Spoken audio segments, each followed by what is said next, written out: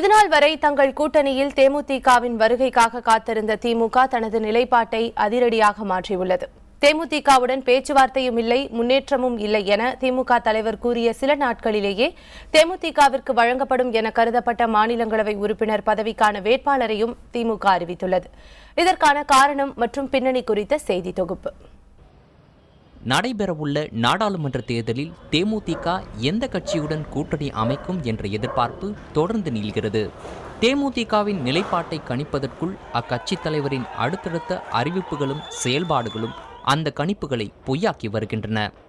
இந்நிலையில் அடுத்த மாதம் விழுப்புரத்தில் நடைபெறவுள்ள தேமுதிக மாநாட்டை ஊழல் ஒழிப்பு மாநாடு என்று அக்கட்சி அறிவித்துள்ளது.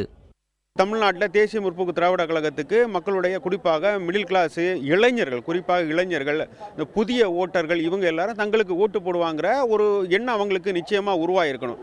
ஆகவே அதை தங்களுக்கு சாதகமாக பயன்படுத்துவதற்காக தான் இந்த ஊழல் எதிர்ப்பு என்ற இந்த ஸ்லோகத்தை அவங்க உயர்த்தி பிடிக்கிறாங்க நான் நினைக்கிறேன். காங்கிரசும் பாஜகவும் தேமுதிகவை தம் பக்கம் இழுக்க பல்வேறு முயற்சிகளை மேற்கொண்டு வந்த சூழ்நிலையில் அந்த கட்சி திமுக கூட்டணியில் சேர்வதற்கே அதிக வாய்ப்பு இருந்ததாக கூறப்பட்டது. காரணம், தேமுதிக எதிர்பார்ப்பதாக கருதப்படும் ஒரு மாநிலங்களவை உறுப்பினர் பதவியை விட்டுத் தருவதுடன் கணிசமான மக்களவை தொகுதிகளையும் திமுக ஒதுக்கும் என்று கூறப்பட்டது. இந்நிலையில் திமுகவின் இந்த அதிரடி முடிவு தேர்ந்த அரசியல் காய் நகர்த்தல் என்பது அரசியல் பார்வையாளர்களின் கருத்தாகும். இதுவரைக்கும் தேமுதிக கூட்டணிக்காக திமுக தான் இறங்கி போய் பேசிகிட்டு இருந்தது, இது எல்லாருக்குமே தெரியும்.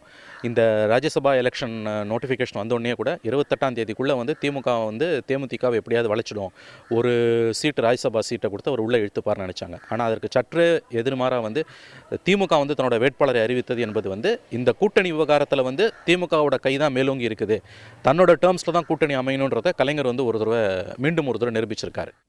தேமுதிகவின் ஆதரவை பெறாமலேயே மாநிலங்களவை தேர்தலில் போட்டியிடுவதென்று திமுக தலைவர் எடுத்த முடிவின் மூலம் அவர் மறைமுகமாக மற்றுமொரு தகவலை தெரிவிப்பதாக கூறுகின்றனர் அரசியல் பார்வையாளர்கள். தேமுதிகவோட அந்த 21 எம்எல்ஏக்கள் இல்லைன்னா திமுகவுக்கு 23ஓட சேர்த்து ஒரு 3 உறுப்பினர்கள் தான் இருக்காங்க. 26 ஜெயிக்க முடியாது, 31 மினிமம் வேணும். அதில் காங்கிரஸோட 5 எம்எல்ஏஸ் அவங்க ஆதரிச்சாங்கன்னா நிச்சயமாக சிவா ஜெயிச்சிடுவார். ஸோ அந்த காங்கிரஸ் உறவை மறைமுகமாக உள்ள இழுக்கிறதுக்கான ஒரு முயற்சியாகவும் இதை நம்ம பார்க்கலாம். ஒட்டுமொத்தத்தில் மாநிலங்களவை தேர்தல் வேட்பாளராக திருச்சி சிவாவை அறிவித்ததன் மூலம் திமுக தலைவர் கருணாநிதி ஒரே கல்லில் 2 மாங்காயை வீழ்த்தியுள்ளார் என்பது அரசியல் பார்வையாளர்களின் கருத்தாகும்.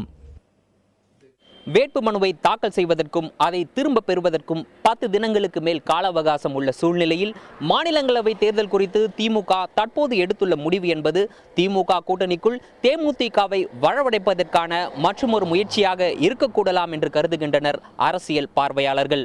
புதிய தலைமுறைக்காக ஒளிப்பதிவாளர் செந்திலுடன் அசீஃப்.